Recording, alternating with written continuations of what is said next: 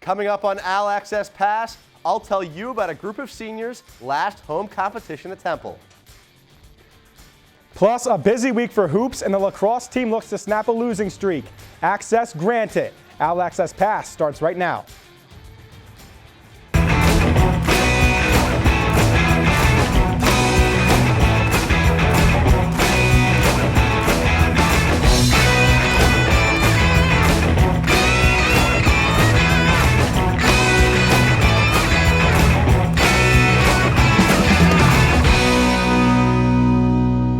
Everybody, welcome to another week of OwlAccess Pass. I'm Sean McGeehan. It was a busy week for Temple sports, senior day for fencing, lacrosse season kicking into full gear, and of course some hoops for both the men's and women's squads. But let's start with the men, who played 2+ conference games in 4 days, if you include a couple overtimes.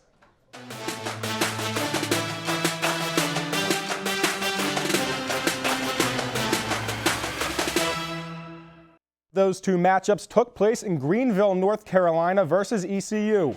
The storyline in this game was Pirates forward Jaden Gardner, the AAC's top scorer this season, tied a season high with 29 points on the day. Now, close your ears, Temple fans. The Owls are up 63-60 with just under 4 minutes remaining.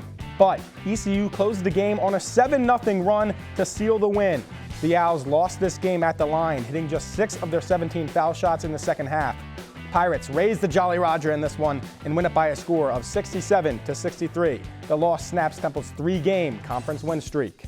Now to UConn in a thriller at the Liacouras Center.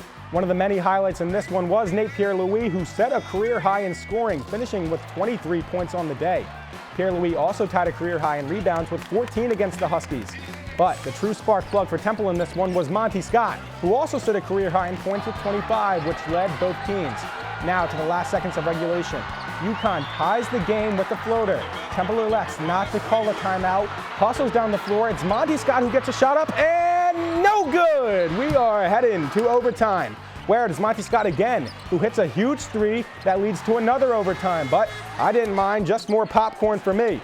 But the Owls will outscore the Huskies 13-9 in the second overtime period and win this one by a score of 93-89.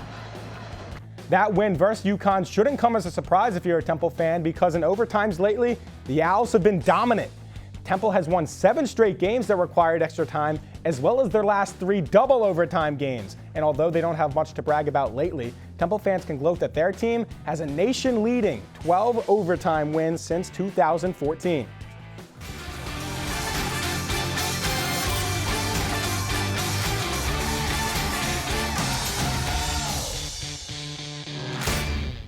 It was a rough week for all Owls down in Greenville. You have the men's loss over the weekend, and the women didn't do much better despite being up 8 points at the half. The Owls only score 19 second half points and lose this one by a final score of 56-50. The Pirates' comeback was led by Tanea Thompson, who finished with 23 points on the day and hit some big shots down the stretch to snap Temple's 2-game win streak. The Owls' 50-point total is a season low, and the team is now 15-11 overall and 7-6 in conference. It might have been a down week for Temple basketball, but the fencing team continues to thrive. The number 5 team in the nation competed in 5 matches on Sunday at the Temple Invitational, finishing them 4-1. The lone loss came against a number 1 ranked Princeton team, but there were still some notable wins for the Owls, including a W against a 6th ranked Penn State team and an 8th ranked Penn. A 15-12 win over St. John's closed the day for Temple as it continues to prove that it's the hottest team on campus.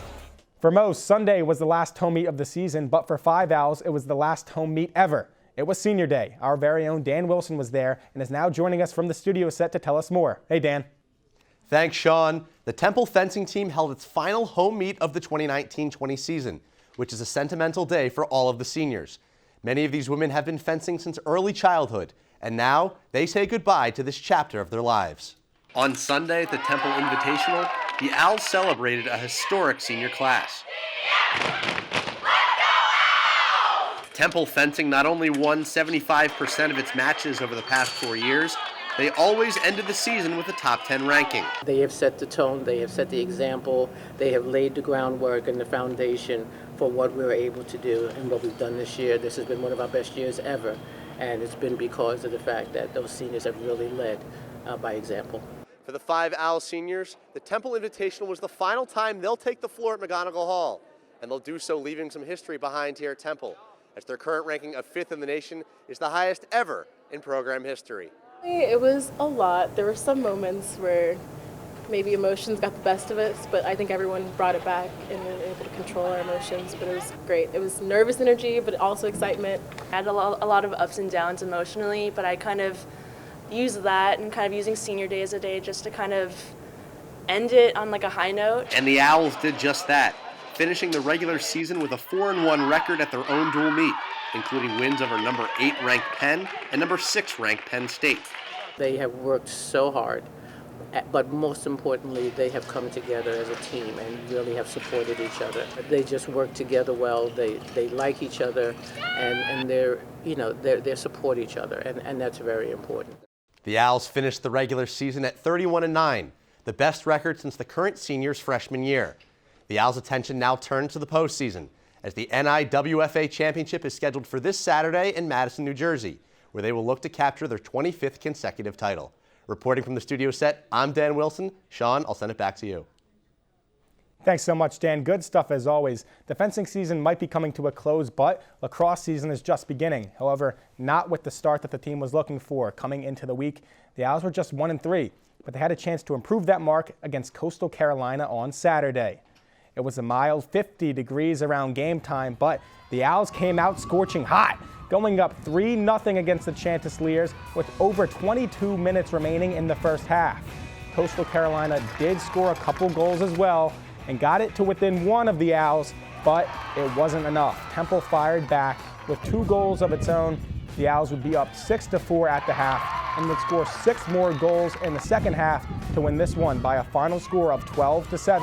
The Owls have a chance to close out their 6-game homestand with a .500 record, needing a win on Tuesday against city rival LaSalle. No, it's not college football season, and it might not be autumn anymore, but things are falling into place for 4 former Owls headed to the NFL Combine. Sean Bradley, Chappelle Russell, Harrison Hand, and Matt Hennessy are going to perform in front of NFL scouts over the next week with the hopes of making a living from playing on Sundays. This is the second time Temple is sending 4 athletes to the Combine, which ties the program record. One other interesting thing to note is that out of all the schools in the American Athletic Conference, Temple has the most players headed to the Combine. Extra, extra, read all about it. It's time for a new segment called OwlAccess Extra, where we check out some headlines you might have missed about Temple athletics. Let's start by talking about the walking double-double that is Mia Davis. At the moment, she's averaging around 19 points and 10 rebounds per game. Pure dominance. Speaking of dominance, how about former Owl PJ Walker's play in the XFL? The Houston Roughnecks quarterback leads the league with 748 yards and 10 touchdowns. Walker's 10 touchdowns are more than any XFL team has this season.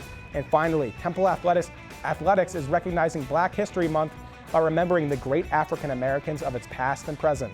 So far, 10 names have made the list, including coaches Nikki Frank and Tanya Cardoza, along with linebacker Isaiah Graham-Mobley. That is going to do it for this episode of OwlAccess Pass. Your access is up. Check us out online on Wednesday at OwlSports Update for another episode of Courts in Session. And tune in live to TUTV on Thursday for a brand new episode of OwlSports Update with Brooklyn Vaughn and Dom Gillespie. For Dan Wilson and the rest of the OwlAccess Pass crew, I'm Sean McGeehan. Have a great week, everybody.